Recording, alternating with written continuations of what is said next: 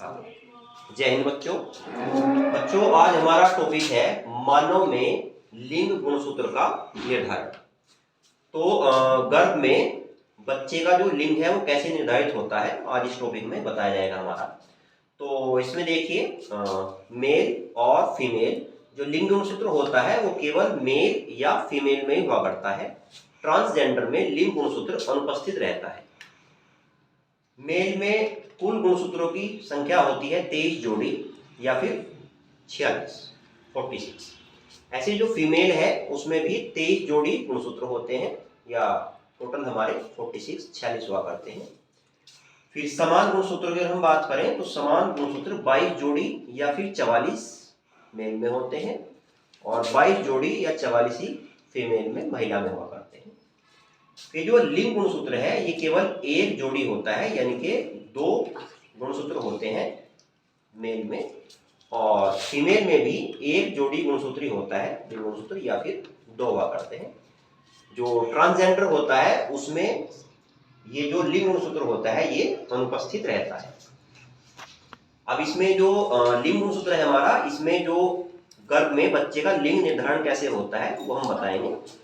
तो जो पुरुष होता है, मेल होता है, उसमें जो लिंग गुणसूत्र होता है उसको प्रदर्शित किया जाता है XY से और फीमेल महिला में जो लिंग गुणसूत्र होता है उसको प्रदर्शित किया जाता है XX से। तो देखिए अगर इसका ये X है, इससे मेल के X से फीमेल का X अगर मैच होता है तो लड़की पैदा होगी, XX यानी कि लड़की पैदा होगी। और अगर ये X से Y मैच हो जाता है तो XY यानी कि लड़का पैदा होगा। इस वाले X से ये वाला X मैच होता है तो XX तो भी लड़की पैदा होगी और इस वाले X से Y मैच होता है तो XY तो लड़का पैदा होगा। और अगर ये लिंग गुणसूत्र बच्चे में अनुपस्थित रह जाए तो बच्चा जो है वो फिर ट्रांसजेंडर होता है। तो ये जो लिंग गुणसूत्र है हमारे, जो समान गुणसूत्र है हमारे लिंग गुणसूत्र से अलावा ये जो 44 गुणसूत्र होते हैं इनका कार्य भी एक समान ही होता है।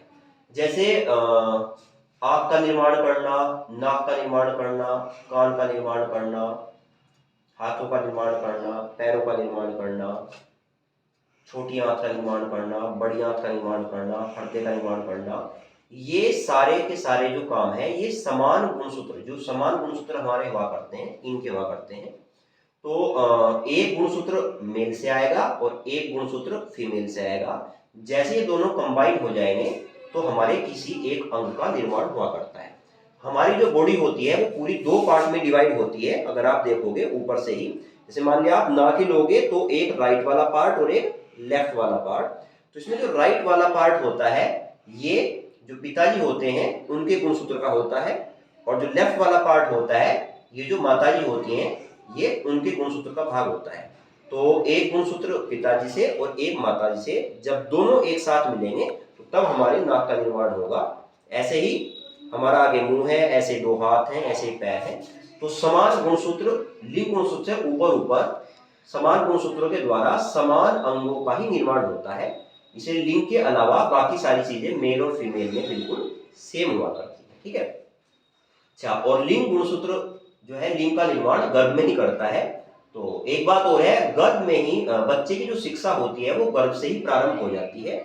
जैसे हमारे यहाँ पे एक एग्जाम्पल मिलता है कि महाभारत टाइम का आपने सुना होगा, जो अभिमन्यु थे अर्जुन के पुत्र, उन्होंने अपनी माताजी द्रौपदी के गर्भ में ही 7 चक्रों में से 6 चक्रों की जानकारी प्राप्त की थी। केवल एक चक्र की जब बारी आई तो द्रौपदी को नींद आ गई थी, तो इसलिए वो अंतिम चक्र की जानकारी प्राप्त नहीं कर सके थे। उससे देखो ये चीज स्पष्ट होती है कि गर्भ से ही बच्चे की शिक्षा प्रारंभ हो जाती है। इसलिए जब 9 माह बच्चा गर्भ में हो तो माता जी को जो है वो हर उस सब्जेक्ट को पढ़ाया जाना चाहिए जिसमें हम बच्चे को एक्सपर्ट रखना चाहते हैं। जैसे अगर हम माता को 2 महीने तक मैथ्स पढ़ाएंगे तो बच्चा मैथ्स में काफ़ी अच्छा होगा, साइंस पढ़ाएंगे तो साइंस में काफ़ी अच्छा होगा, हिंदी पढ़ाएंगे हिंदी में अच्छा होगा, इंग्लिश पढ़ाएंगे तो इंग्लिश में अच्छा होगा।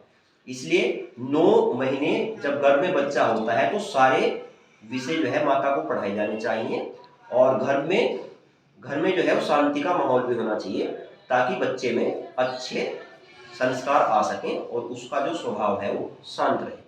तो ये बच्चों आपका जो है लिंग गुणसूत्र का। सर एक क्वेश्चन है। जी बताइए। मतलब गर्भ में बच्चे का कितना माइंड डेवलप हो जाता है, मतलब कितने परसेंट? गर्भ में बच्चे का लगभग 90% जो भाग है, बच्चे का जो मस्तिष्क है, गर्भ में बच्चे का सिर नीचे रहता है और पैर ऊपर रहते हैं, तो इसलिए सिर का जो विकास है वो सबसे ज्यादा गर्भ में ही होता है। तो गर्भ में बच्चे का 90% माइंड डेवलप हो जाता है और बाहर 10% ही डेवलप होता है। तो इसलिए उसका जो मेमोरी वगैरह जितने भी हैं, उसके चक्र वगैरह सब वहीं पे कंप्लीट हो जाते हैं, बस बाहर आके उनमें थोड़ा विकास हमारा हुआ करता है। तो 90% विकास दिमाग का जो है बच्चे के गर्भ में ही हो जाता है। और चूंकि सिर्फ नीचे रहता है गर्भ में, इसलिए उसमें ब्लड का फ्लो भी ज्यादा रहता है, इसलिए जो माइंड की जो मांसपेशियां हैं वो गर्भ में काफी ज्यादा काम भी किया करती है।